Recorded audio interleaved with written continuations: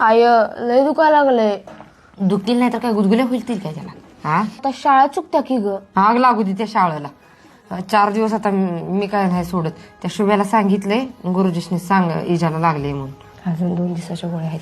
गोळ्या घेतल्यास ना? होय ऐकल वाजायला लागल्या. आपा आली वाटतं. आता माझं काय खरं नाही. होय ती झाली ती.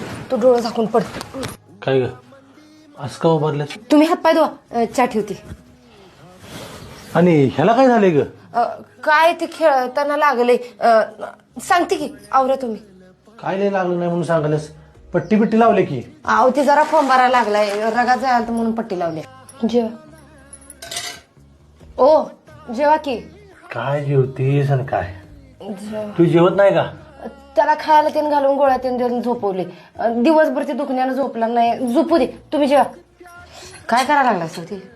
अगं काय नाही, ते कालवण सांगते म्हणून जरा डबा आवडतो. दिलं झालं असेल. आत्ता झोपला बघ खरा. मगाशी मी वरडीन म्हणून झोपायचं सॉंग करत होता. मला काय कळलं ना होय, बाप आहे मी त्याचा आणि मी त्याला मारायला बिरल म्हणून तू बी काय खरं सांगणं झाल्यास? लय लागले काय का टाकं बिकं पडल्यात? नाही म्हणजे तसं लागलंय. 3 टाक पडले ती. खरं ती डॉक्टर म्हणले ती की होईल, ती भरून येईल सगळं. खायला पियाला चांगलं त्यानं घाला गोळ्या दिल्या त्या.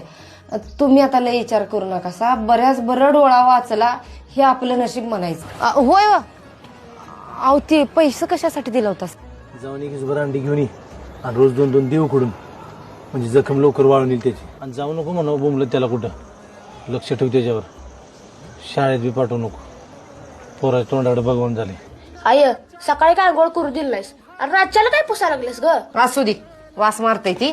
आंघोळ घालायला बाबा भ्या वाटायला. पाणी बिणी लागलं म्हणजे आणि कुठतरी. आय तू किती प्रेम करतेस माझ्यावर, माझी काळजी बी घेतेस. मग आप्पा तसं का करतात ग? त्यांचं प्रेम नाही वे माझ्यावर. इजा काय बी तोंडाला येईल तसं बोलू नको. अरे बाप आहे तुझा, जीव कसा नसतोय? आणि जीव असल्याशिवाय म्हटला वे आता त्याला अंडी आणून घाल, हे आणून घाल. रात्री बी तुला काय कसं सगळं विचारत होता तू झोपल्यावर. ते कमवायला पाहिजे का नाही सांग? त्यांनी नाही कमवलं तर आपण काय खाणार आहे? आणि मी काय जाते हवी कमवायला?